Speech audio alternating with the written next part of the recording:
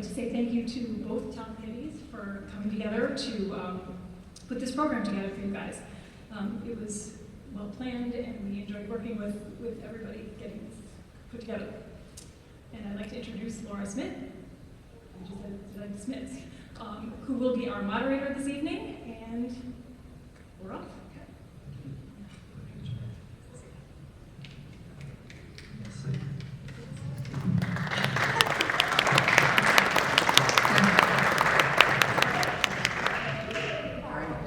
Okay, let's get started. I'm Laura Smith. I'm the current president of the League of Women Voters of Connecticut.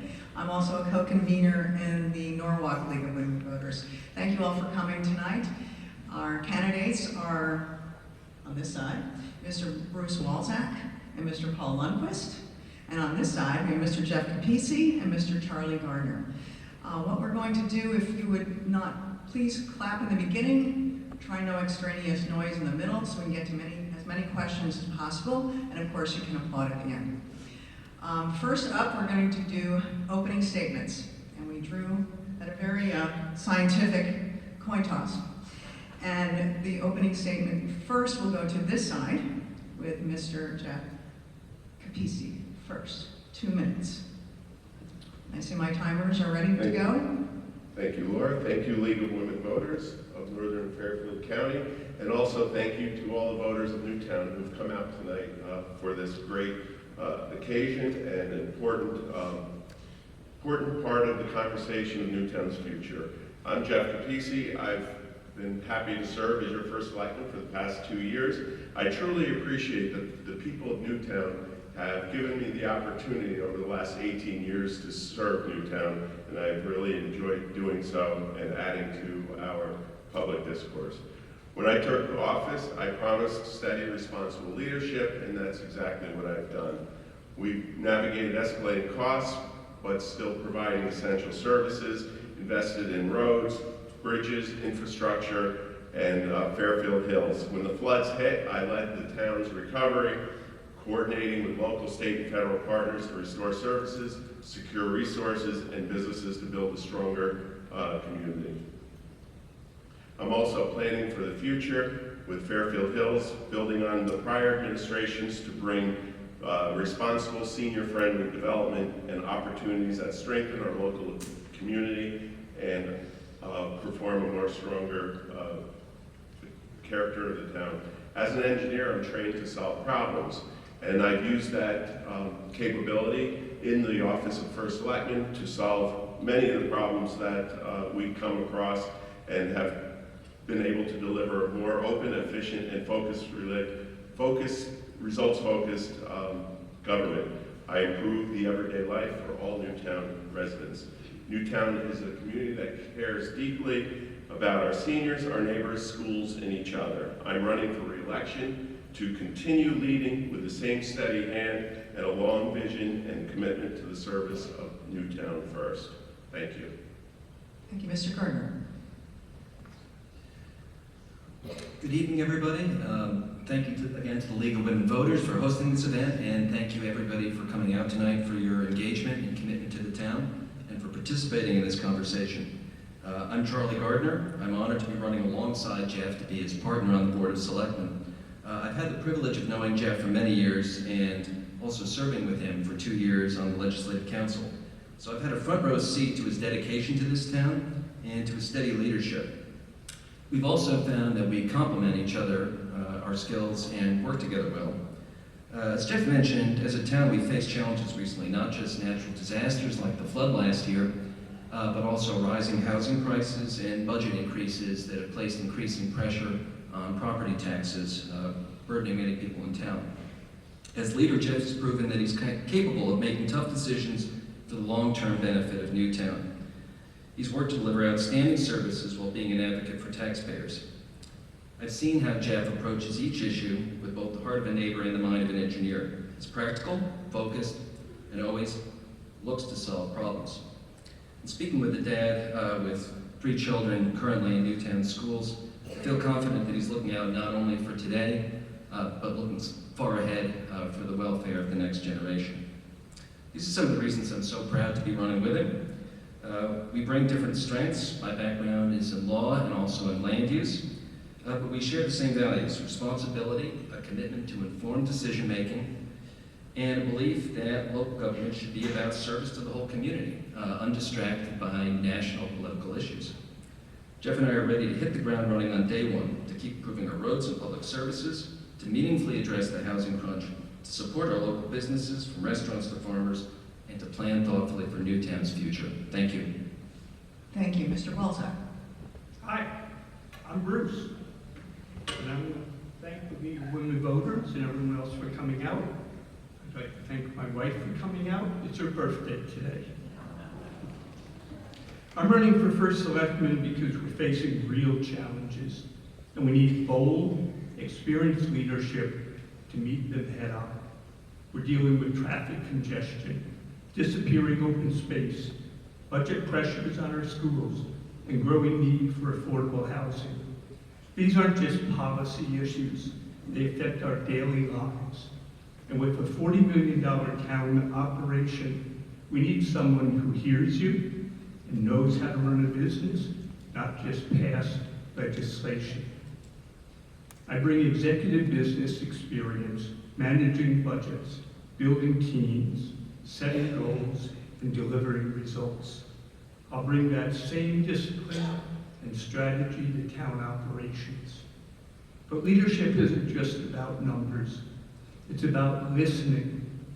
Too many residents feel unheard. That ends now.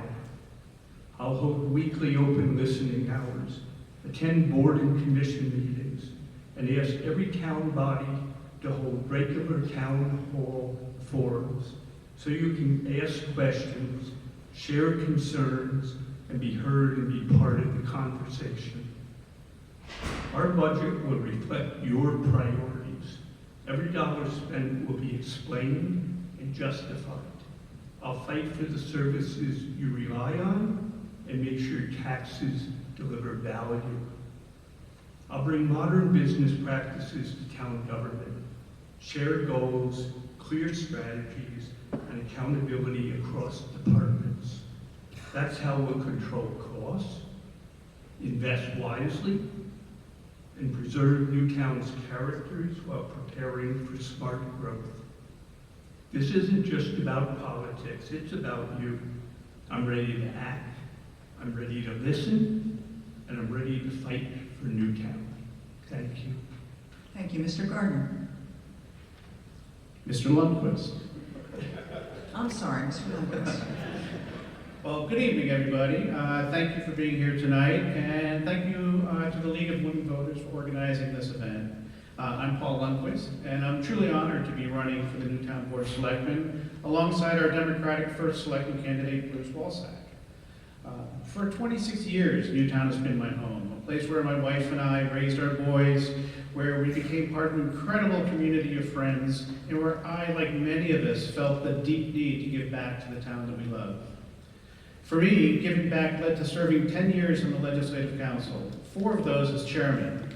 And while chairman, I led the council in passing municipal and education budgets, capital improvement plans, town ordinances, charter revisions, approvals of open space, and the opening of the Newtown Community Center and the new police station.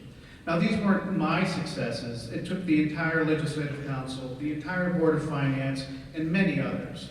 But it goes to prove that I do have a solid understanding of how our town works.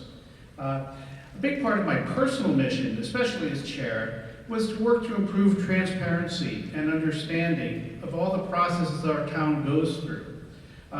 Not to just explain what decisions are made, but why they're made and how we arrive at them. And I believe transparency and clear explanation to the public can build trust in our local government. And with this trust, we can better address our most critical priority, safeguarding affordability for all Newtowners.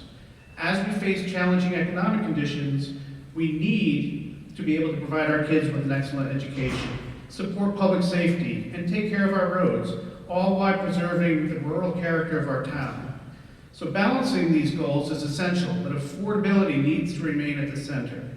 As a member of the Board of Selectmen, I'll make sure every tax dollar delivers the greatest possible value to residents. And I look forward to getting into more details as the night goes on. Thank you. Thank you very much. First question goes to Mr. Walczak first.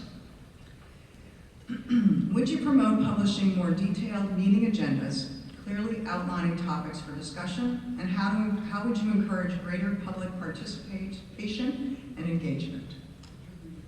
Sure. All right, here's an echo. You're right, okay. Would you promote publishing more detailed meeting agendas and encourage greater public participation and engagement?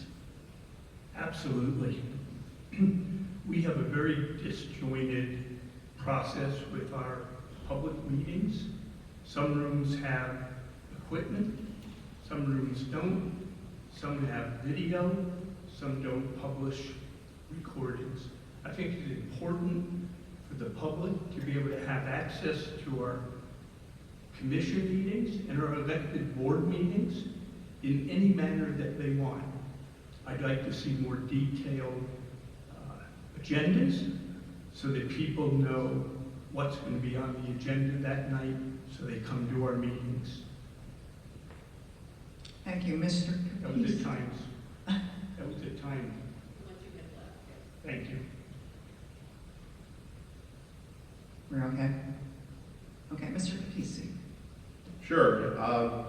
I think we can always look to improve all of the documentation that we provide the residents of Newtown. Under my leadership, we have expanded the amount of meetings that are recorded and videotaped. We've also included electronic access to the meetings through Google Meet, so people can log in from their homes. They don't have to travel to the municipal center. They can record the meetings. They can look at the meetings online, either as they're happening or later on when they have time to review the meetings. And so, do we need to change the agendas? I'm always open to adding more detail, but and I always try to include things on the agendas. If there are suggestions to make them more detailed, I can do that. But I think that the agendas that the Board of Selectmen have been working off of are very complete in the information and what topics that the board will be acting on over the meetings. Thank you. Mr. Lundquist. Sure, I would say mostly agreeing with Jeff, honestly, that all of the boards and commissions in Newtown are providing the minimum required, and some of the bigger boards who meet in the municipal center are able to videotape and have Zoom access and things like that. But I think what the question is getting at is there should be an elevated level so that there is no just minimal meeting of requirements. Every board across the town meeting should have a very detailed agenda, should have documentation to support that agenda easily available to the public. And that is not the case today. It's something that should be improved. Thank you, Mr. Gardner.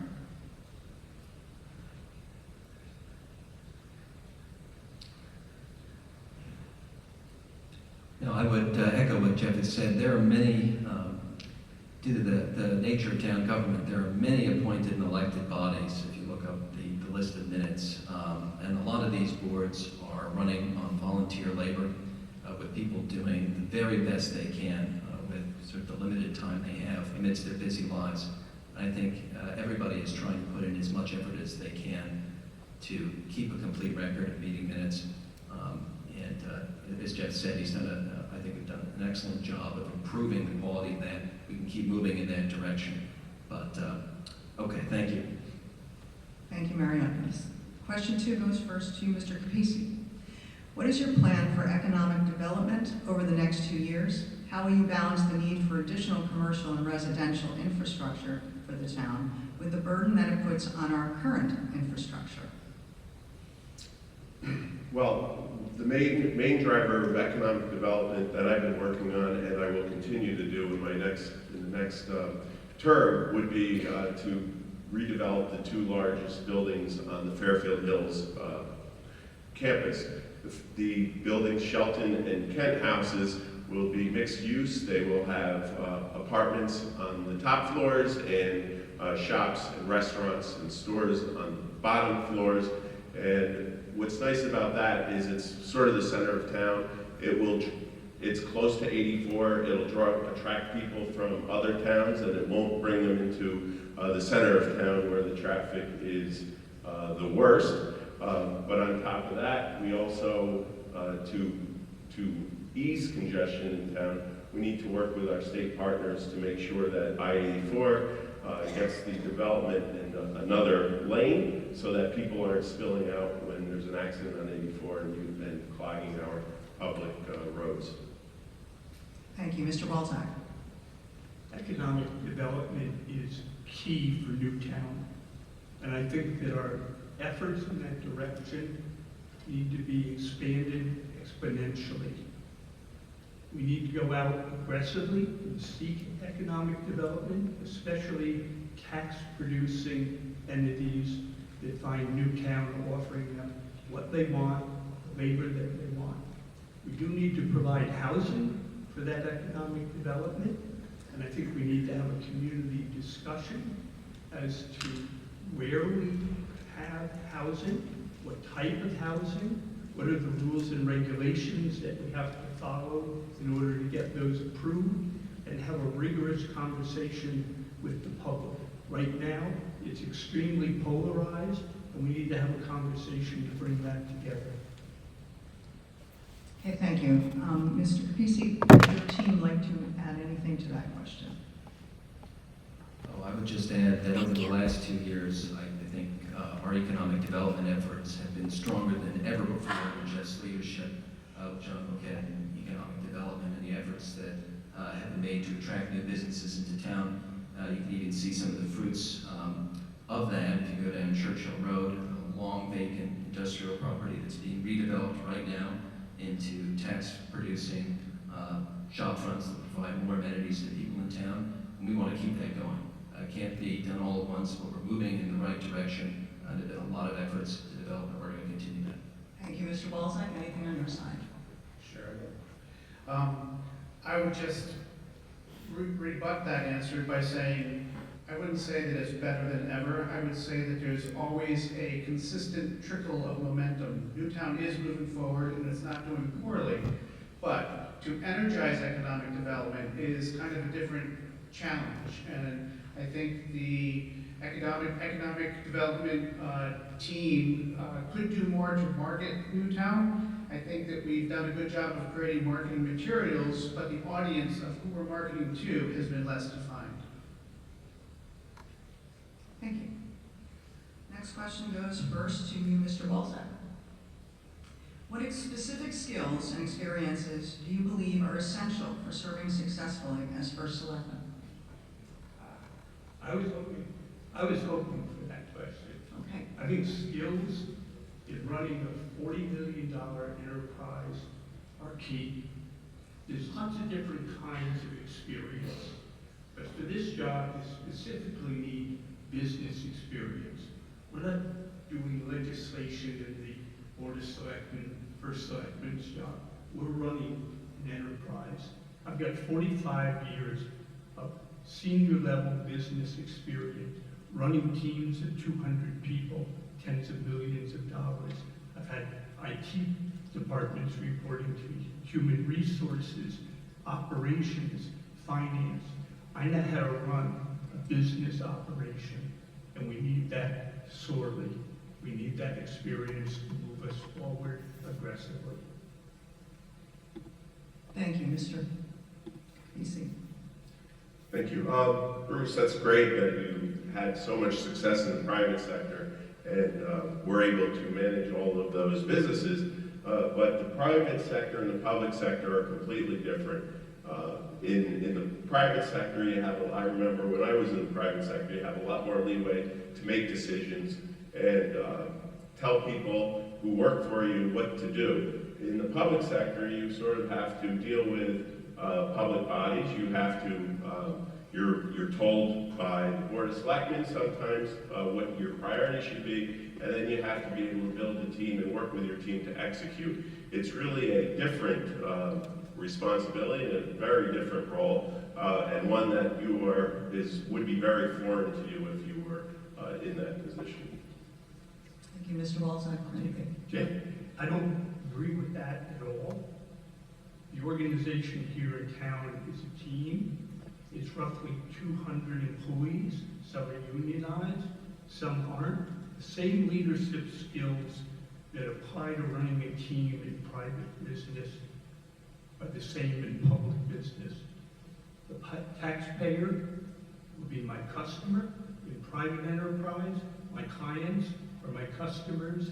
It's a very, very similar operation from a management point of view. I understand that Jeff has never managed more than 20 people at one time, except he is now on-the-job training. Thank you. Yeah, we'll just say that Bruce has never managed a public sector job, although he spent the last 20 years trying. He has had no experience and really doesn't have the understanding of what it takes. Thank you. Next question goes first to you, Mr. Capisi. We have many active seniors who want to downsize but stay engaged in the community. What is your plan to help multi-generational families, seniors, or seniors, stay in Newtown? Well, we have, most of our housing stock is R2 single-family residencies. There's a lot of people in town, a lot of them my age, who raised their children in this town, and now their children have left and are pursuing careers and are empty nesters, and they would like to downsize. We do have some age-restricted communities in this town. They are very nice, and they are single level. They work very well, but we don't have enough housing for them. So the other opportunity that, as I said before, is the Fairfield Hills apartments. They would be very amenity rich and affordable to a vast majority of people in Newtown at all income levels. So I think there'll be not only opportunities for our seniors to stay in place in Fairfield Hills, but also for our younger generation, those of us, our children who have gone to school and want to come back to Newtown. Thank you, Mr. Walzak. I think the issue is not as much the availability of housing as it is the cash flow and the difficulty that seniors have in their homes as taxes, utilities, and other costs go up. Newtown has a lot of programs. We have senior tax abatement. We should review those every other year to make sure they stay even with inflation. And we should publicize the programs that we do have for seniors on tax abatement. Thank you. Anything?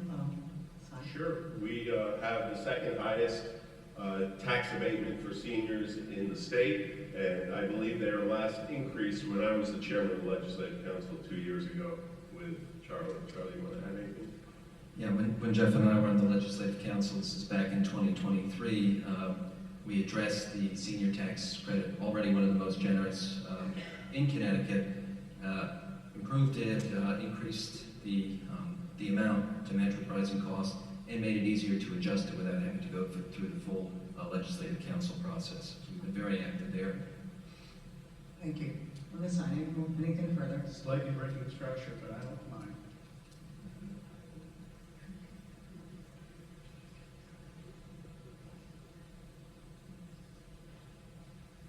Sorry. So I'll take 30. I think just to reiterate, yes, the senior tax credit is a great program and it's really important. I think, a benefit of us talking about this publicly is to raise awareness of that. My experience on the council was that we didn't have enough applicants to give away all the money that was available. I hope that's different now, but part of the adjustment that was made then was to raise the levels of distribution to at least start to use the funds that are there. So hopefully at least it's all being used now. But awareness for that program is very important. I would also say it's just a mix of right-fitted, appropriate residential development that would be affordable for people to live here. And that's really what's needed. So people who want to downsize have a place to go. Thank you. Next question goes to you, Mr. Walczak, first. The tax burden on residents is rapidly rising. How do you plan to make Newtown more affordable? So we have a bottom-up tax process in this community. It starts at the employee level, it moves to the department level, it moves to the business level, it then moves up to the Board of Selectmen, or the Selectmen, then to the Finance Board, and then finally to the Legislative Council. By the time we do that, that budget is well scrubbed. It reflects what the residents want and what the residents need. What we need to make sure is that we explain that to the residents where the value is, and if they want cuts in our expenditures, they need to understand what they're going to have to give up in order to get those. And then we'll have a tax burden that meets the needs and desires of the community. Mr. Kizzy. Could you repeat the question, please? Sure. The tax burden on residents is rapidly rising. How do you plan to make Newtown more affordable? That's what I thought, thank you. We do have we have high taxes here. This is a expensive part of the country, New England, and but we have a lot to offer, and it's a beautiful community, and we never want the taxes to be too high so that our seniors, our families, and our children can't stay here and thrive. So what I plan to do, and I've been doing, is working on bringing more commercial development that's in keeping with our historic and traditional New England village town to town. Today I was at a ribbon cutting at the former Taunton Press building for a beautiful both residence and a business. And this is the type of development that I've been working with my economic development team to bring to town and to help to foster more jobs, broadening the commercial tax rate base, and lowering the cost of it for our residents. Because the more business in town that is appropriate, the better we will do in keeping the taxes lower. Thank you. Mr. Rebuttal on that side. Sure. Echoing what Jeff said, but building on it, smart industrial development is really the key to shifting that residential tax burden more to the commercial side. And, you know, smart industrial development as opposed to dumb. And that's really the key. We've all experienced a little bit of proposed dumb industrial development with that warehouse would have hundreds of trucks going up and down Main Street. Thank God that didn't happen. But the idea is that the town can give some tax abatements to new businesses coming in, and that's an important feature to help bring companies in. It worked well with the tractor barn and also with the RV dealership, and I think that is the model that we have, and it needs to be promoted and pushed a little bit more. Thank you. Ms. Sutton. Yep, to add to what Jeff said, I think a combination of things to help strengthen the commercial brand list, expanding the commercial tax base, continuing with the redevelopment of Fairfield Hills, so some of those properties no longer abandoned and are back on the tax rolls, as well as being beneficial for for Fairfield Hills. Sound long-term planning, looking at town facilities in the long-term picture. A lot of that is what drives costs in the long term. You can't do much about fixed costs in the short term, but you can plan ahead. And finally, there's a lot that the town's been doing, for example, with solar panels to reach net zero energy usage, bringing down costs for taxpayers. Thank you. Next question goes first to you, Mr. Kibisi. Would you support a policy requiring all boards and commissions to offer public comment opportunities at the beginning of their meetings?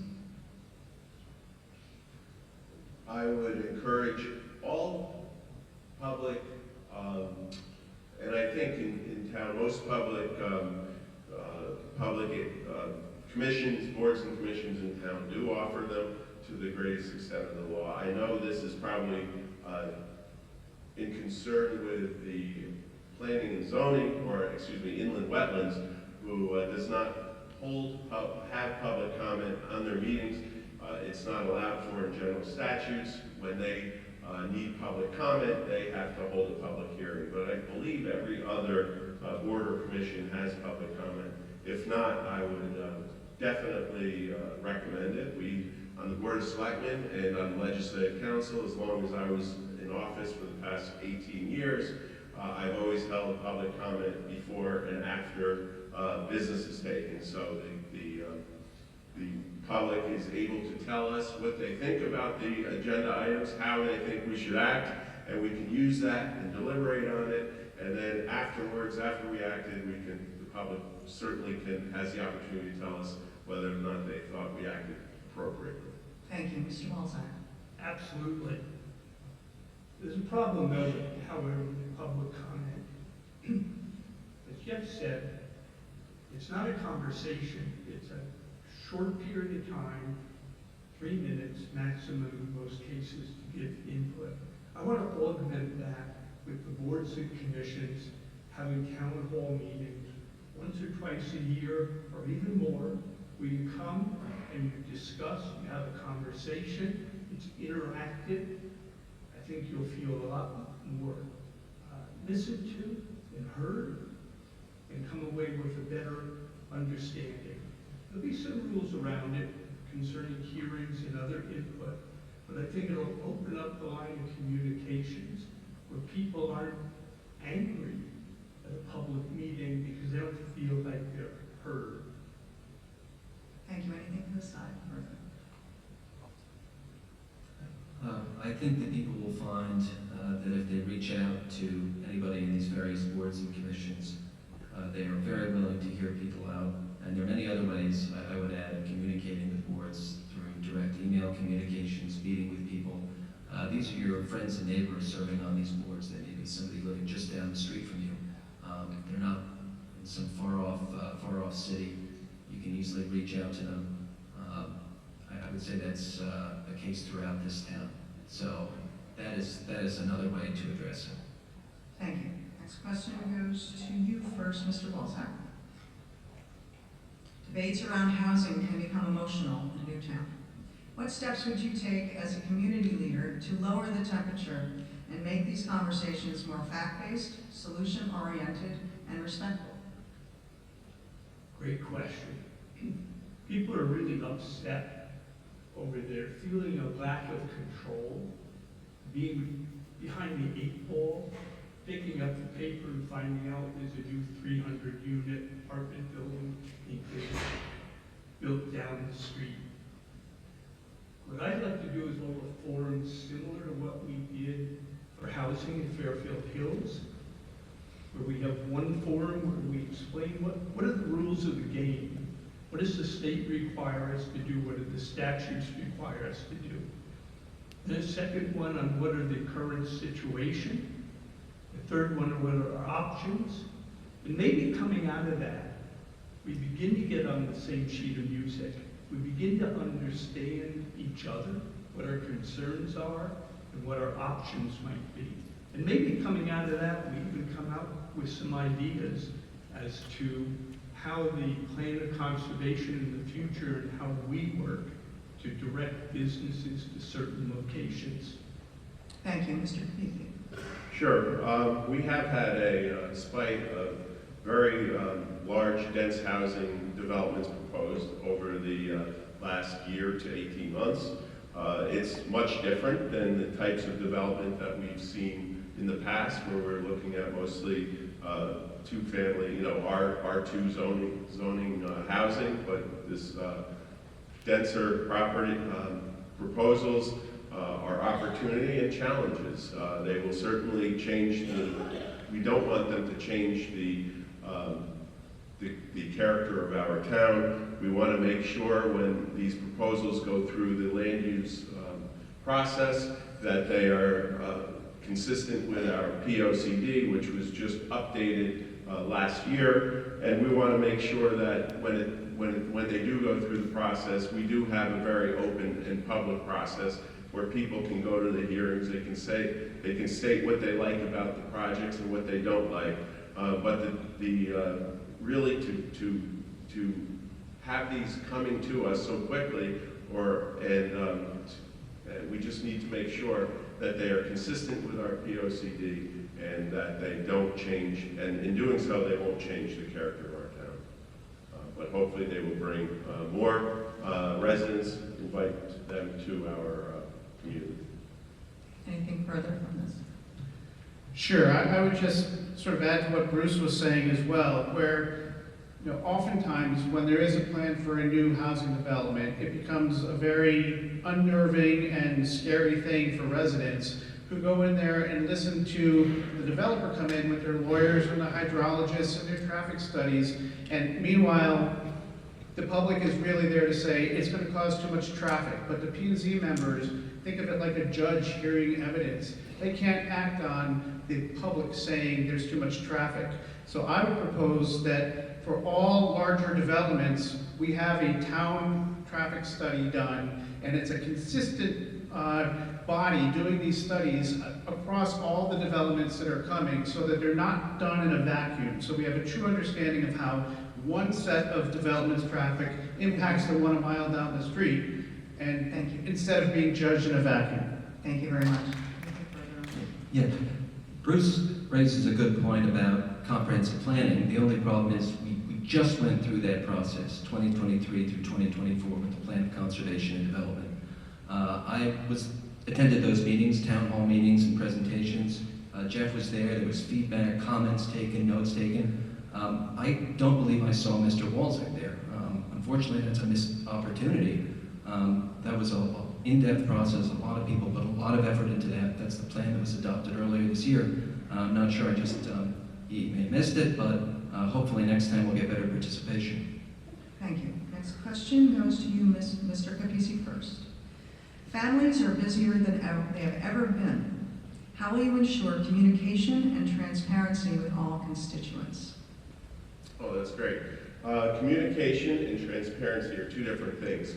Transparency, I think, is making sure that our meetings are held in public, that we're making decisions in front of the public, using recording equipment so people can, and technology so people can watch the decisions made, how they're made, in front, in the light of the public, and everyone sees it. Communication is something, or communication, what I do is I speak with all of my constituents. I have an open door policy. People come to my office all the time. Fairfield Hills is a great location for the town municipal center because people are on that campus every day, stopping in my office, or I see them on the sidewalks and outside. I talk to people all the time. I get great ideas from our constituents, and I bring them to the Board of Selectmen when they are good ones. Thank you, Mr. Walczak. I do agree with Jeff that it has to do to a large extent about communication, and that's been a real problem over the last couple of years.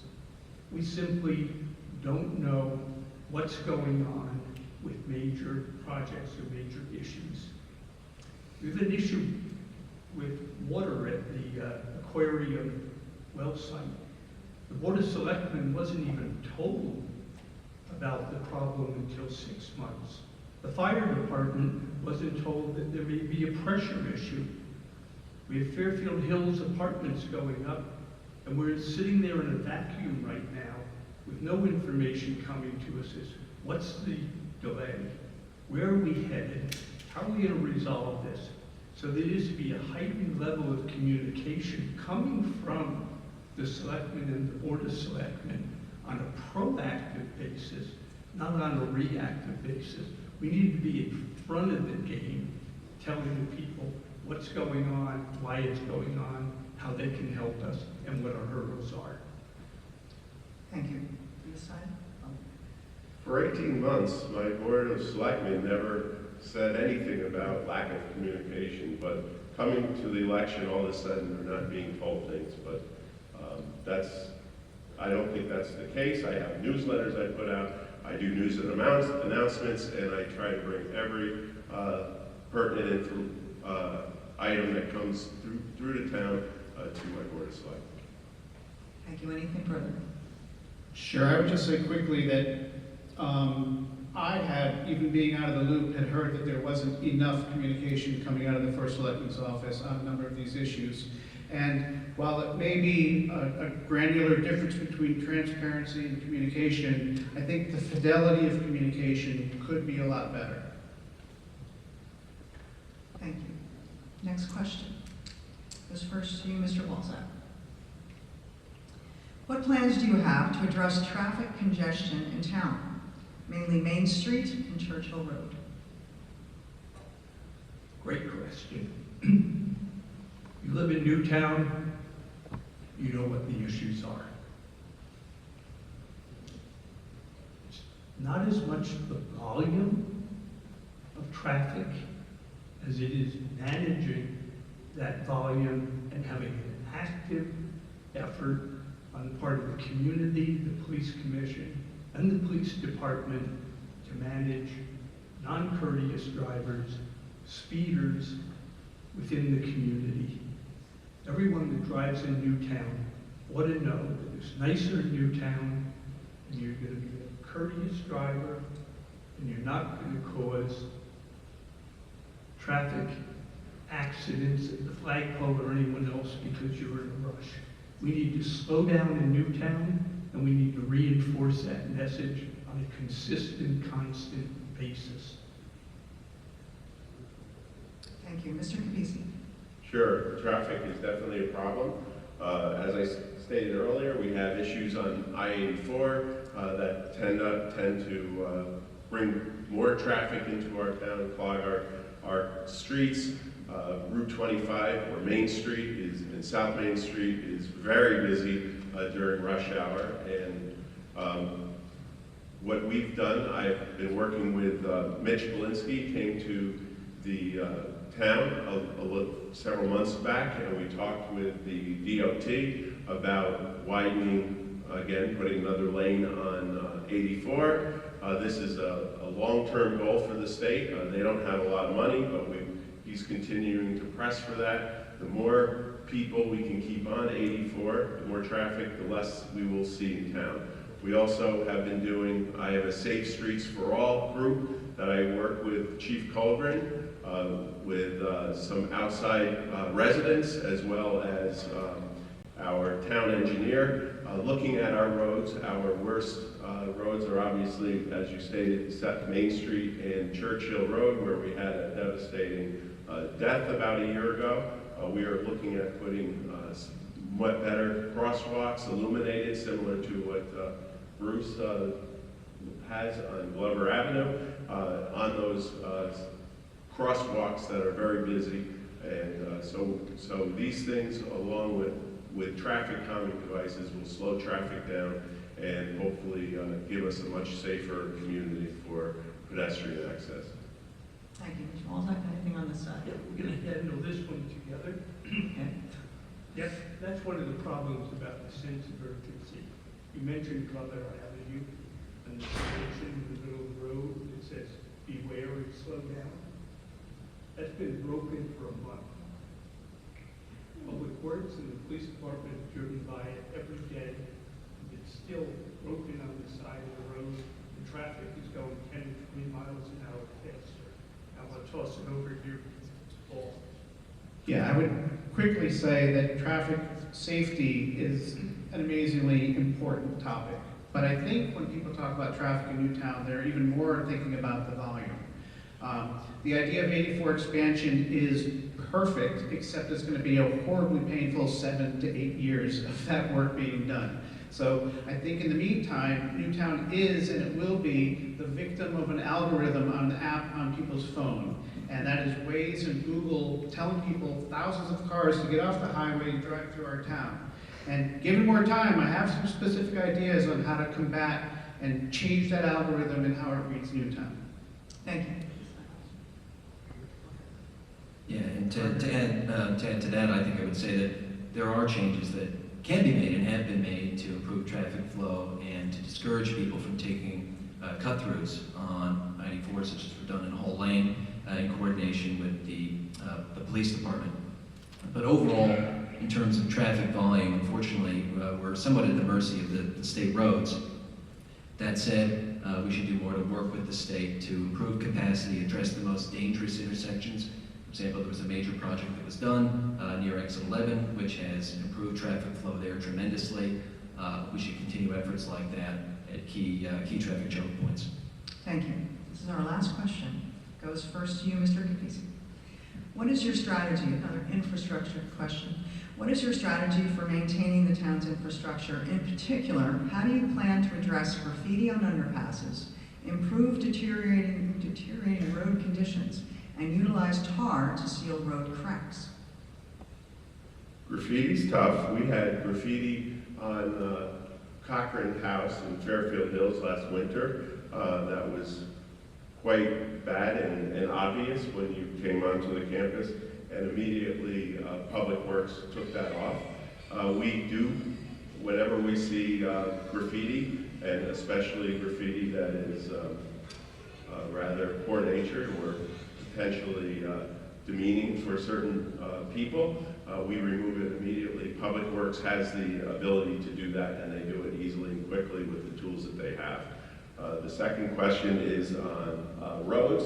We have a road program. We have in the budget, we budget operating funds to do a certain number of roads so that every 20 years, which is basically the lifetime of a road, every road is done once, and then we continue the cycle. So the roads, I believe, in town have, not only under my leadership, but also my predecessor, have really are in better shape today than they were in the past. Thank you. Mr. Wilson. Maintenance, excuse me, maintenance has always been a tough issue for Newtown.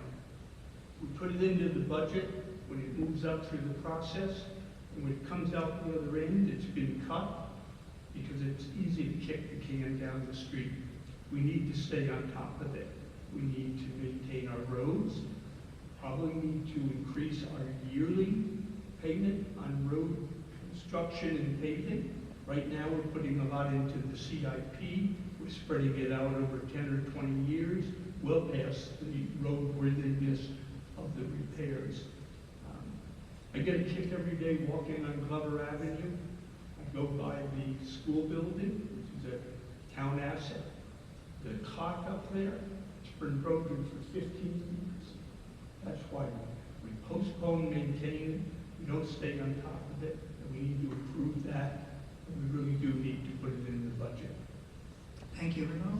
I'd just like to say that, again, paving is not in the CIP, it's in the operations budget. It is in the CIP, but it's paid for with operations funds. We don't kick the can down the road. We actually increased it this year for inflation. Yeah, I would just add that was a major achievement of the Legislative Council some years ago, was moving that off the CIP into the regular budget. It's just a reality that Newtown has a very, very large and extensive far-flung road network relative to the population. It's expensive to maintain, but the town has done excellent work over the past 10 years, and especially the last 2 years, not only keeping up but getting ahead with maintenance projects. It's work we can be proud of. Thank you. Yeah, I would just quickly add that, to Charlie's point, it is true that at one point while I was on the council, we were actually funding roads through long-term debt. And that was a terrible plan. It was done because we were trying to control the bottom line of the budget to an extreme point where we were literally paying 20 years for roads that were going to be dilapidated in 10 or 12. So that is a practice that has been reeled in, and that's a great thing. I think Jeff and I were both on the council when we took that under control, and patted the back to us for doing that. But the bottom line is, you don't balance budgets by cutting necessities. Thank you very much. Time for closing statements. The first closing statement will go to you, Mr. Capisi. 2 minutes. Thank you, League of Women Voters. This was an opportunity that we appreciate that you bring to the people of Newtown. Serving as Newtown's first selectman was one of the greatest honors of my life. Over the past 2 years, I've worked every day to provide steady, transparent leadership. Leadership that listens, plans responsibly, and puts our community first. We've kept taxes stable while investing in services and infrastructure our residents depend on. We're strengthening public safety, supporting our schools, and we made real progress on long-term priorities, from road improvements to responsible development at Fairfield Hills and beyond. And most importantly, we've done it together through collaboration and not confrontation, because good government is not about politics, it's about people. It's about making sure Newtown remains the kind of place we are all proud to call home. As we look ahead, I'm excited by the opportunities before us to keep Newtown fiscally strong, to protect our character and open spaces, and to assure every resident has a voice shaping our future. So tonight, I ask for your continued trust and vote, not just for me, but for the steady, thoughtful leadership that keeps Newtown moving forward. Thank you very much. Thank you, Mr. Walton.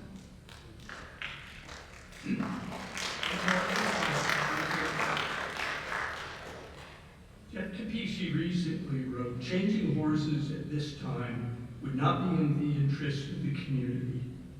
I strongly disagree. Newtown's at a crosswalk. We can't afford more delays, indecision, passive leadership, developers and state agencies steering our future. We must take the reins ourselves. Traffic congestion, pedestrian hazards are daily threats. We need decisive action, not more studies. We need transparency, not backroom deals.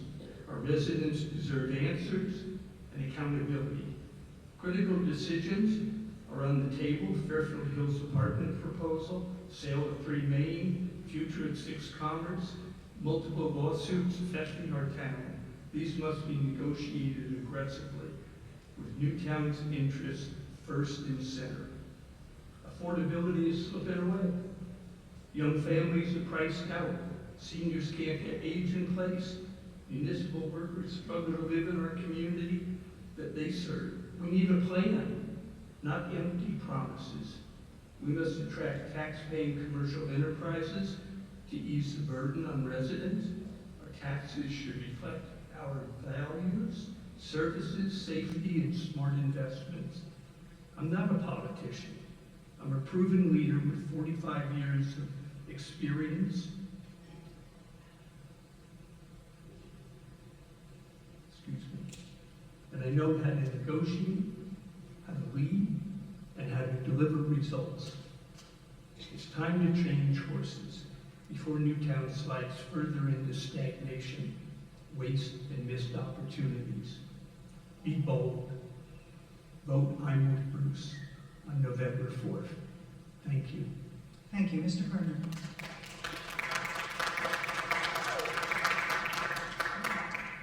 When my family moved here to Newtown 9 years ago, it was because we found this to be such a welcoming and affordable place. We raised our children here. Our kids have known nothing but Newtown schools, our wonderful school system here. I'm proud of that and grateful for what this town has given us over all these years. It's been a wonderful place to live. And for that reason, I want to preserve the character of Newtown as an affordable and welcoming place, so that others, whether you're young or old, people looking for starter homes or places to downsize, have a place to live here in Newtown. We said if you can't afford to live here, nothing else really that we're talking about today matters. And I've seen that in cases of people who have had to leave town due to rent increases, can no longer stay here. Friends of my kids who have had to, their families have had to leave them, take them out of the schools. It's something that's not in the character of Newtown, in my opinion. Now, the measure of good local government to me is whether you leave a place better than when you found it.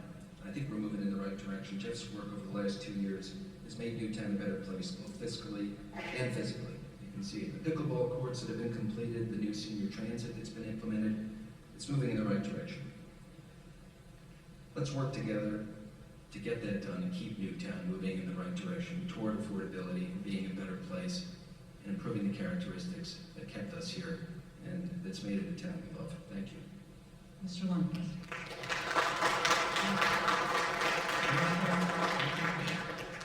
Save it for when I'm done. First, thanks again for having us here tonight. I want to end on a personal note. I mentioned my time on the Legislative Council, But my involvement in Newtown actually started even before that, back in 2007, when a couple of friends and I decided to take a minute and finally tune in to what was going on around our town.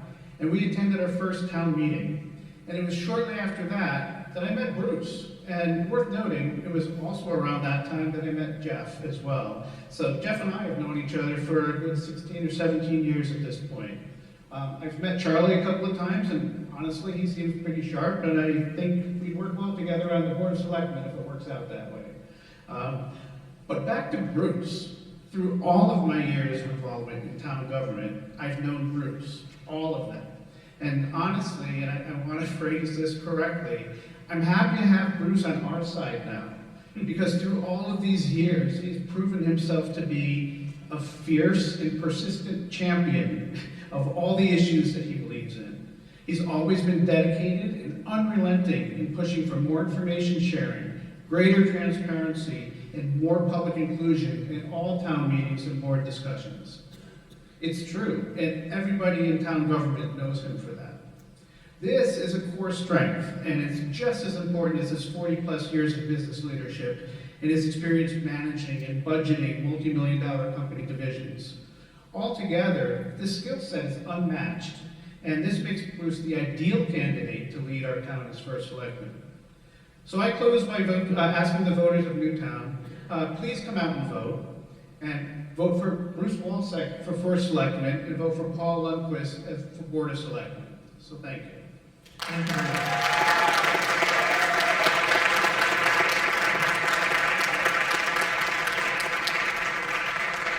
Thanks to everyone. There were very thoughtful questions, and thanks to the candidates for stepping up to serve the public. Very important and noble cause. We want to remind everyone that early voting starts on Monday. We now have early voting in Connecticut. Yay. So please take advantage of that. And if you cannot appear at the polls on November 4th, there's also absentee ballots. Thank you very much.